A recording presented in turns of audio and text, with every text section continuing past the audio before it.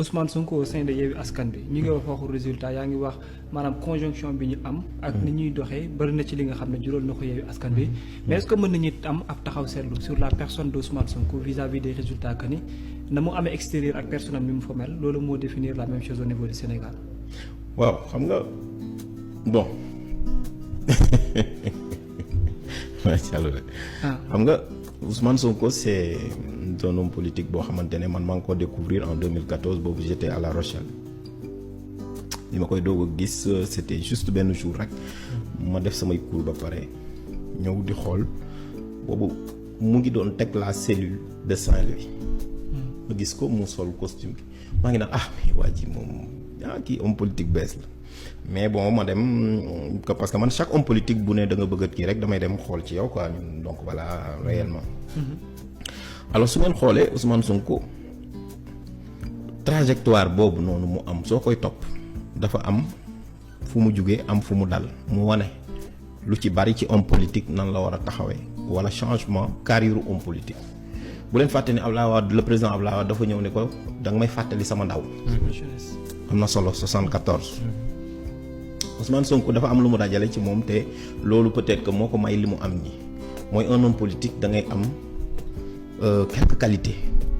qualité bu njëkk mooy maanaam da ngay nangoo ñàkk lu bari soo bëggee def politique moo tax mu nangoo cee ñàkk carrière am peut-être moo tax aussi donc mu nangoo see ñàkk loo xamante ni sax di nga ci ñàkk sa honneur di nga ci ñàkk sax sa famille ci lu bari ñu la koy teg beneen bi si topp mooy fa nga bokk di nga nangu wane ni ñeme nga koo attaqué bu mu ñëwee impôt domaine la njëkk a attaqué ni le directeur des domaines dafa jël 94 milliards ñetteel bi mooy il a su se positionner en leader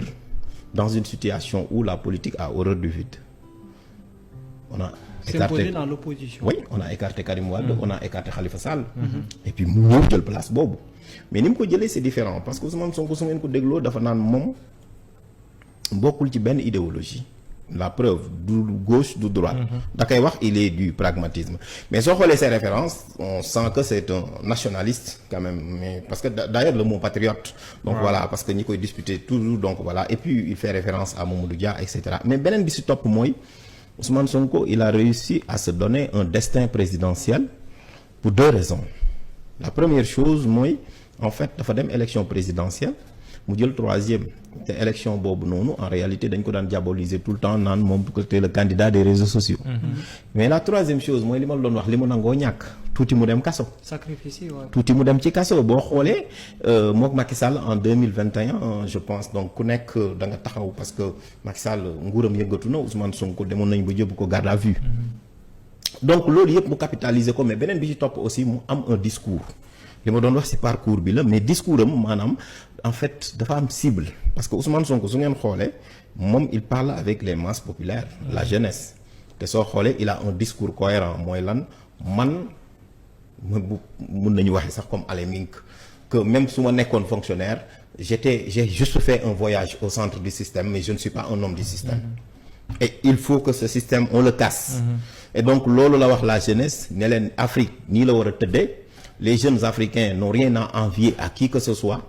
il n'existe pas de pays pauvre il n'existe que de pays où vivent des pauvres et que donc pour que donc voilà dëkk bi mun a dox et cetera je peux donc voilà Ousmane Sonko il dit carrément que en réalité su ma ñëwee par exemple toutes ces exonérations fiscales dootul am su ma ñëwee par exemple le foncier su ma ñëwee par exemple les hydrocarbures bu ñu fàtte ne Ousmane Sonko livre bu njëkk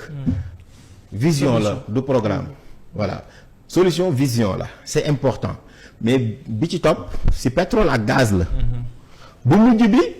mu teg ko sur les territoires et c'est important parce que mi ngi wane ni en réalité c'est une gouvernance multiniveau que je pourrais mettre en place mais boo xamante ni nii en réalité du am discrimination entre les territoires mooy bu mujj bi ci des mooy les ressources la redistribution les inégalités sociales et beneen bi mooy en réalité quel Sénégal voulons-nous loolu la tegal maintenant moom en fait Ousmane Sonko l'homme politique en réalité c'est quelqu'un koo xamante ni en fait aussi il montre que quand même donc politique mën nañ ko defee neneen maanaam bu ngeen ñëwee dans un parti politique c'est un parti de masse ou un parti de cadre mën nañ discuter ci Pastef mais parti de masse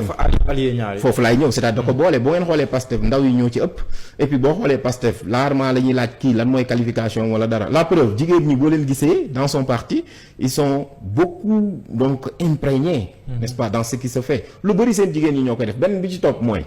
il a réussi une prouesse parce que il a réussi à faire des oppositions autour de lui